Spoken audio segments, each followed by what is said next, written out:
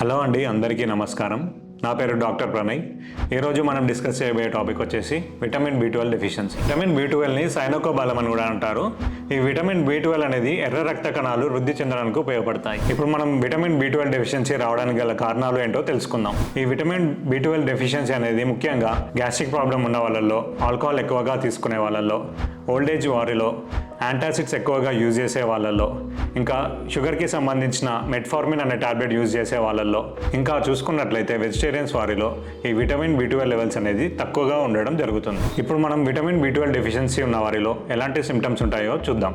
నీరసంగా ఉండటం, ఊరికే అలసిపోవడం, చర్మం అనేది పొడిబారడం, జుట్టు అనేది పల్చగా అవ్వడం, ఊడిపోవడం, కార్డియోవాస్కులర్ హెల్త్ ఎఫెక్ట్ అవ్వడం, నరాలు లాగడం, కాళ్ళు మరియు చేతులలో ఎక్కువగా తిమ్మిళ్ళు రావడం, రాత్రిపూట అరికాళ్ళలో మంటలు ఎక్కువగా రావడం అనేది చూస్తూ ఉంటాం. ఇప్పుడు విటమిన్ B12 డెఫిషియన్సీ ఉన్న వాళ్ళలో ఇన్వెస్టిగేషన్స్ అనగా రక్త పరీక్షలు ఎలాంటివి చేయాలో చూద్దాం. Complete blood picture and serum vitamin B12 levels అనే ఇన్వెస్టిగేషన్స్ మనం చేసుకోవాల్సి ఉంటుంది. ఇప్పుడు మనం విటమిన్ B12 డెఫిషియన్సీ ఉన్న వారిలో ఎలాంటి ట్రీట్మెంట్ ఇవ్వాలో తెలుసుకుందాం. ఈ విటమిన్ B12 అనేది ముఖ్యంగా పాలల్లో, కోడిగుడ్లలో, మాంసం, పీతలలో మరియు చేపలలో ఎక్కువగా చూస్తూ ఉంటాం.